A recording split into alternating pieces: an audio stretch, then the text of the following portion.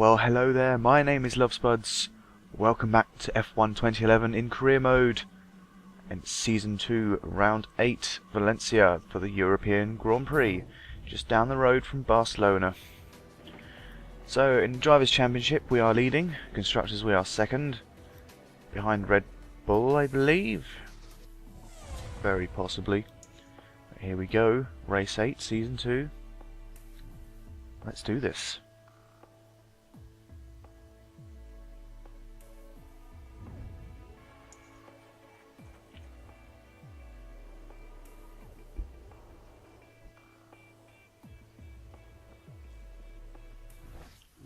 Here we are on our little cabin slash office thingy. Now, I got this email, promotion to equal status. I was like, WTF, what the hell's going on? I thought I was already equal status after last season, but apparently it doesn't carry over. So I was quite confused about that. So they're looking for a third place in qualifying, and they want me to win the race on Sunday. So practice and qualifying are clear, and the race has light cloud. So let's get down to it. Now, I was really confused about that equal status thing. So basically, if you stay with the same team all the time, you could be world champion and yet still be the number 2 driver. That doesn't make any sense whatsoever. But hey, whatever, let's move on to practice. I don't think we got any R&D objective, no, just straight practice session today. So here's my best practice lap. Coming round the last corner there to start the lap, and it was, the last lap was penalised or taken away, invalidated, that's the word, because I cut a corner. So that was corner 2 and 3 there. The long right hander at the start was turn 1. It's 4 and 5. This is 6. That long curve was 7. So this is 8. Very tight right hander. We've gone purple in with our time so far. 6/10 faster than Hamilton. Messing up slightly here, going wide, but it's not too bad. That corner is like threading a needle sometimes. You cut the corner, you pay the price, and go wide, you pay the price.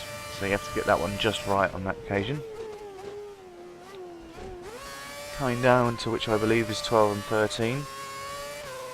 Around to 14. I think that's the one.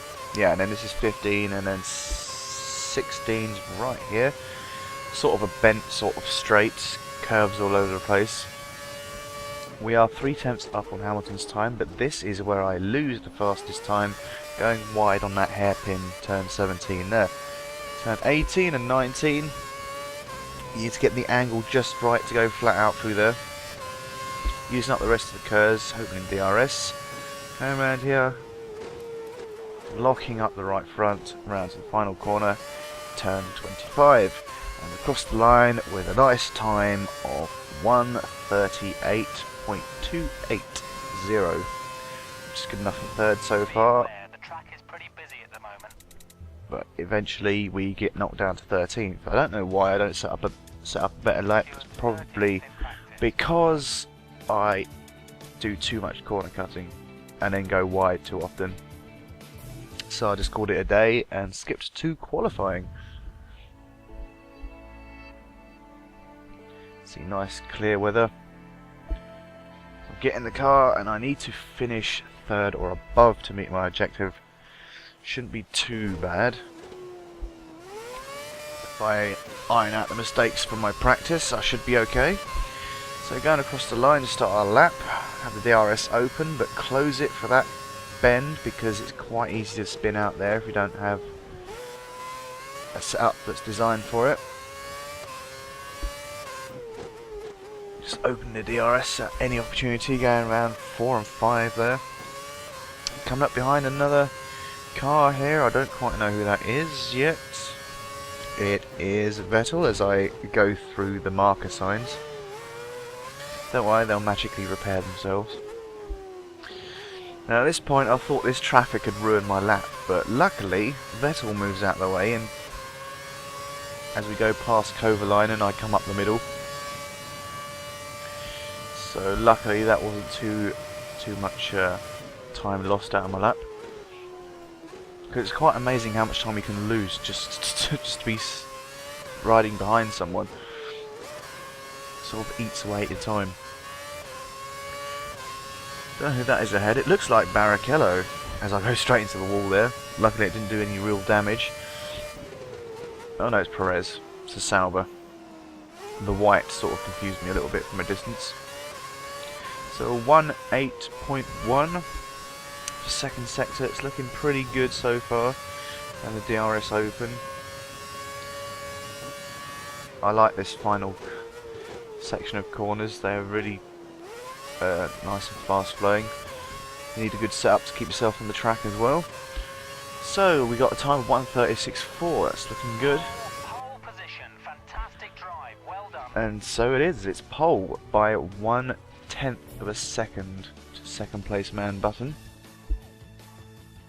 So pretty proud of that. Another pole position to add to my tally. A good position to win the race tomorrow.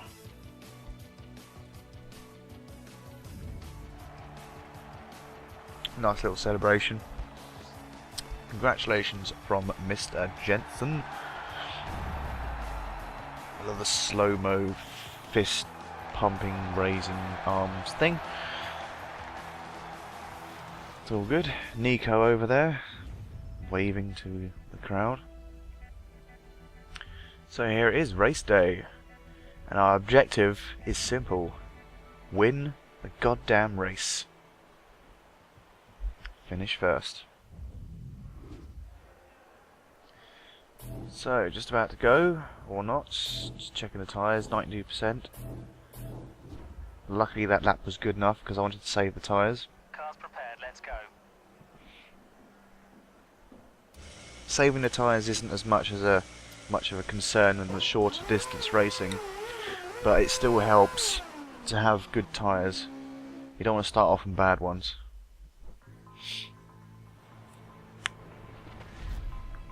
So I'm on pole, Mr. Webber is in 4th and Barrichello is down in 13th. We had a fantastic result at the last race. Let's try and get another podium here. Engineer giving me a bit of encouragement before the start, and we are off. Nice, decent start, moving over to cover the middle, it seems. I was going to say cover the left, but it's not quite it. Braking really early for this corner, so everyone bunched up on me. Nearly had Rosberg coming up on the inside of the corner, but we held it pretty well. No real problems. This first lap's a bit edgy. I'll go wide on a couple of corners. That's only because it's like the pressure of being in the front car and trying not to let anyone past. And you're trying to go as fast as you can to build up a gap. So that's my problem sometimes. I end up pushing a bit too hard in some places and then going wide. But it happens, you live and learn. Unfortunately the other cars are still faster than me down the straight, so got to be careful of that when the DRS is activated. Just keep my KERS in reserve to defend the position. So it's looking good. We're going to settle down into a nice little race here. The 11 laps of goodness. Not a great fan of this track. I don't mind driving on it, but I'm not really a fan of it. Some sections like this section, it's a nice flowing section. Kind of hard to overtake in places, but that's what you get with most tracks at some points. Going very wide on the last corner there. Didn't do us any real harm. Rosberg is up our bottom though, of course. So as we finish lap 1, I'm in the lead. Rosberg is 2nd, Webber is 3rd, and Vettel is 4th. The gaps all within a second to each other there, so it's pretty bunched up field behind me, the front runners. And you got a gap in the middle, splitting the midfield, and then right at the back are the back markers, usual suspects, which I think also include the Force Indias this year. Amongst the HRTs, Virgins are probably nearing the back of the midfield. And you've got the Lotuses, aka the Caterhams.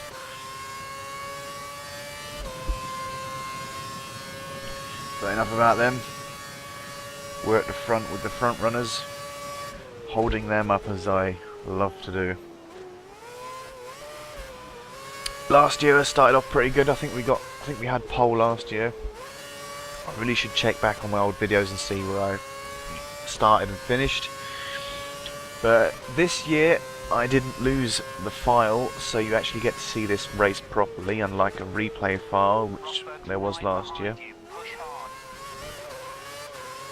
Which is a real shame, because it was a good race, and so is this one, really. I think last year I finished second. I was on the podium, I think. I think it was probably my... No, Canada was my first podium.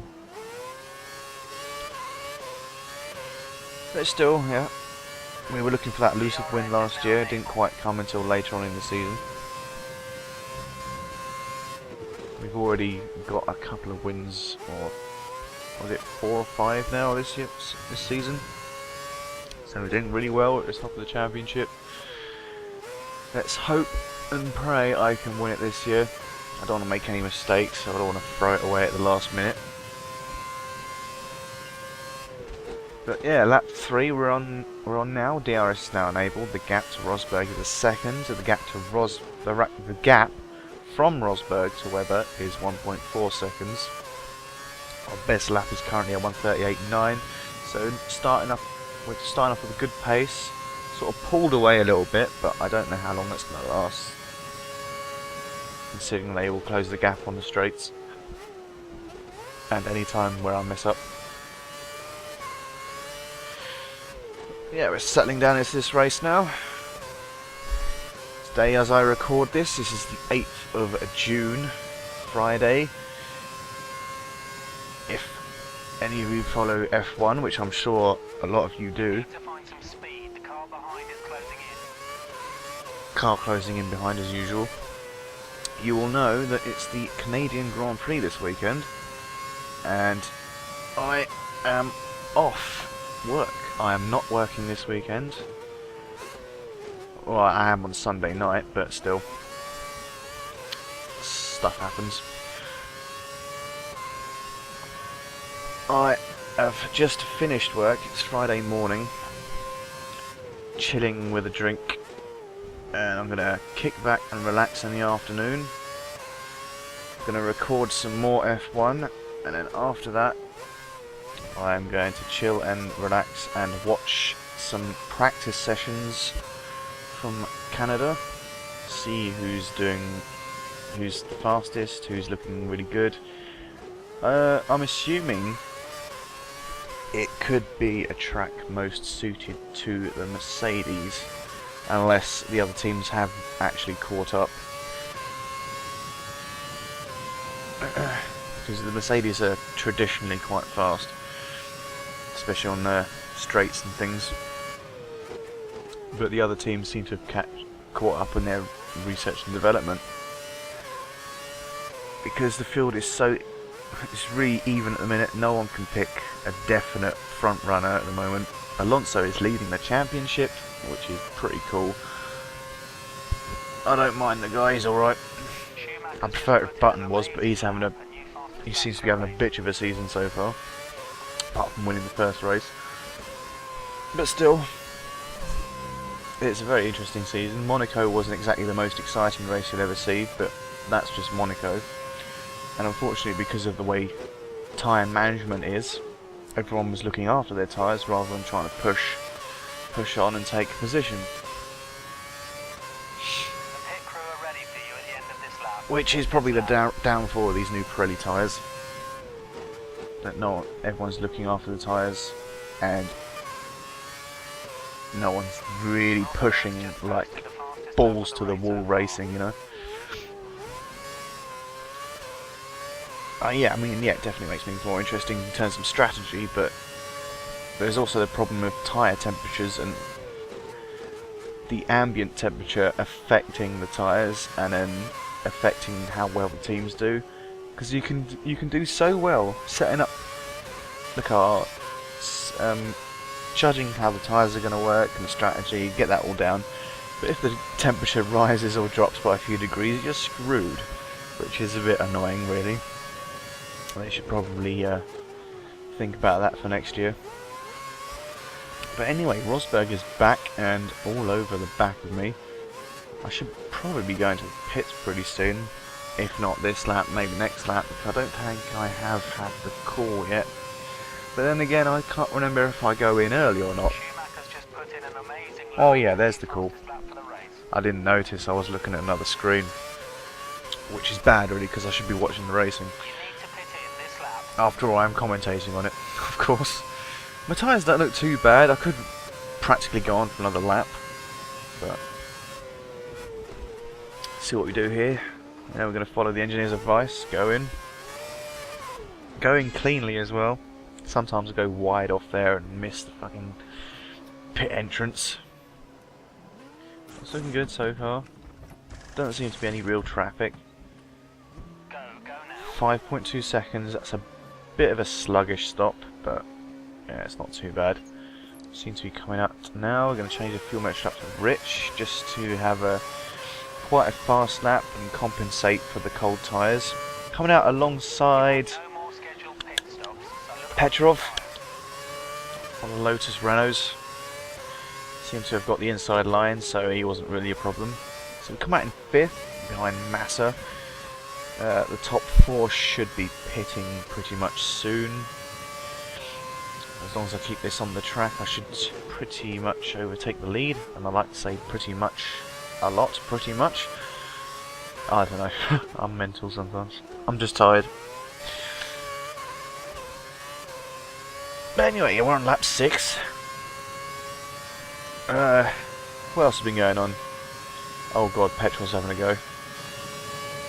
He's got the inside line, he's side by side. Oh, can I make it round the outside? No, no way. That was never going to happen. Got a warning for corner cutting there. Which is a real shame, isn't it? But still. Closing in on Petrov here, see if we can take the inside. Outbrake him into this hairpin, and we've done so. He nearly came back, but we've held it. Looks like everyone's in the pits now in front of me. Massa looks like he's about to go in, and he has. So if I don't mess up and crash into the wall here, I should overtake everyone. It's looking good. 4th, 3rd, Barrichello's in the pits there. 4th. 4th? What's he doing in 4th? Not going to be there for much longer anyway. Locking up slightly going into the second corner. Button was out ahead, but now I'm in the lead. That's where we like to be. So lap 7 of 11. Got 4 laps to go, including this one. Yeah, so what else has been going on? E3's been going on this week. It's just finished yesterday, I believe. So I was watching all the press conferences and all that rubbish. A few games look good, but I'm not really going to go into detail about them. Things like Watch Dogs, Beyond, The Last of Us, Planet Side 2 as well. That looks pretty good. I'll be playing that with a friend. Oh yeah, a couple of other things I can't remember off the top of my head right now. Oh, Assassin's Creed 3. Now, Assassin's Creed 3 will be appearing on my channel at some point. This channel was never meant exclusively for F1 videos, but they will always be on here. Don't worry about that. But I'm also going to play through Assassin's Creed 3. I was considering doing the others before these F1 videos, but I went against it because it's already been done, it's already out there. And it has been for a while. So I'm going to start fresh with Assassin's Creed 3.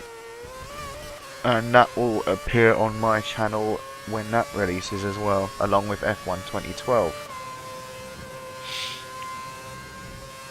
And you might have guessed I am an Assassin's Creed fan because of my display picture on my channel. But going back to F1, where we should be on this video, F1 2012 saw the first sort of gameplay videos appear this week, or at least I saw them when I saw them anyway. The most noticeable thing, it does look a lot like 2011, there's no denying it, but you've all got to remember that is still work in progress. When it comes to, I assume, when it comes to games, graphics comes last in their to-do list. First they sort out the code and how the cars work and all that jazz. So it is usually most likely going to look and sound just like F1 2011. Because when I look at games, I reserve judgment on their release, not how they look beforehand, because they're still working on it for a start. It's basically like alpha, beta footage, or whatever you want to call it. So I don't want to make any snap judgments on it. But so far, there's a couple of new interesting details in it. We saw this new circuit of the Americas, which doesn't look particularly thrilling, but we'll see how they race in the real world.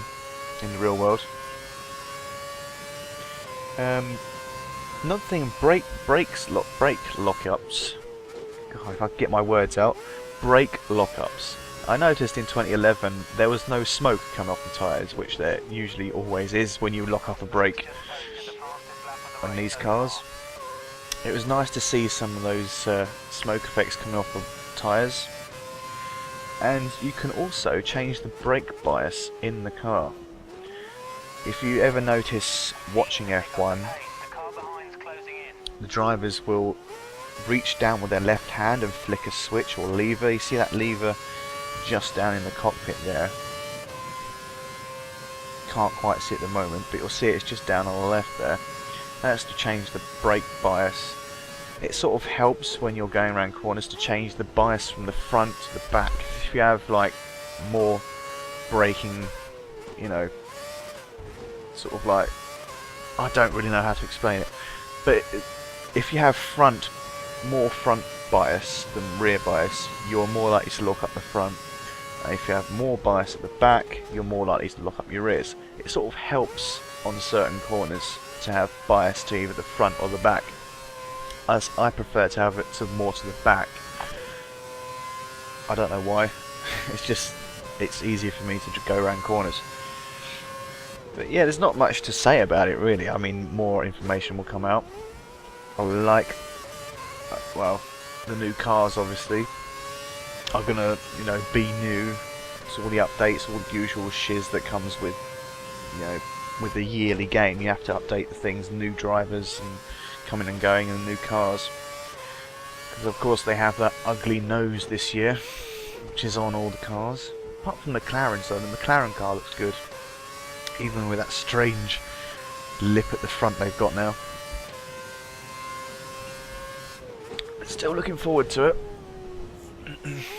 As I say, I reserve judgment until I actually get the game, because I don't like to make snap judgments on, you know, watching other people play and watching other videos and that. I will make my decisions on how good it is when I actually get the game and drive the car. Because you will actually get a feel of how the car is handling when you get your hands on it.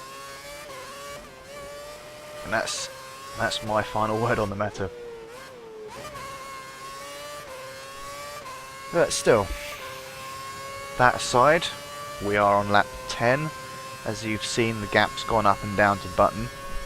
We've had pretty much no incidents this race, and pretty much no overtaking either, apart from the small battle with Petrov a couple of laps ago. The gap is 1.8 seconds for Button, which is pretty amazing considering they're usually up my backside. So I must be doing something right this race. I attribute it mostly to my setup, which I find on the internet. Because I'm A, too lazy to work out my own setup, and B, I don't really have the time. So I just nick someone else's setup and see if it works, then maybe adjust it slightly if I need to.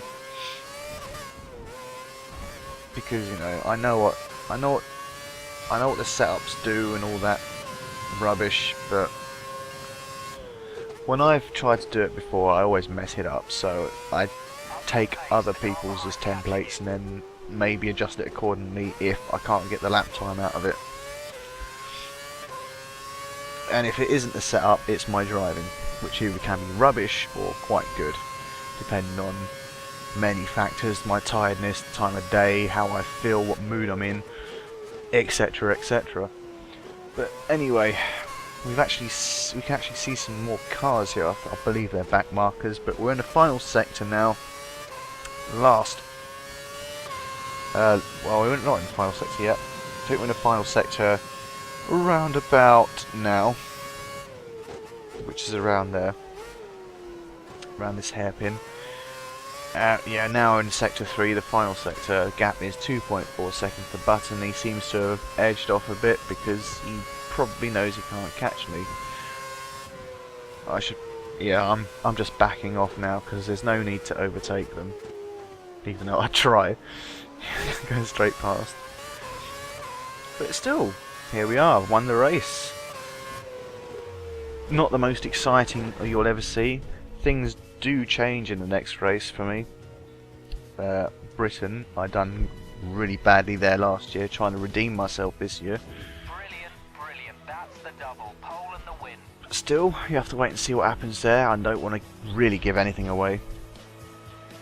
But I've won 25 points. Button was second, Rosberg was third, Vettel off the podium, Hamilton in sixth, Barrichello in 8th. I think I saw that. I'll have to go back up there. So De Resta and Perez not finishing. Yes, Barrichello in 8th. He scored 4 points. Damn! He's actually doing something. Okay, well, 180 points to Mark Webber's 113. Doing really quite well. Seem to be cementing our place at the top there. And there's the rest of the people if you wanted to know where everyone is. Barrichello down in 15th with his like couple of points. But at least now he's finally contributing. So in the constructors, Red Bull is still leading, 193, Williams 186, so we're not far behind at all. Must be what, 4, 3, 7 odd points behind, I think. I am crap at maths, so ignore it. But there's a nice little celebration there. We love these. I prefer a podium celebration, but what can you do?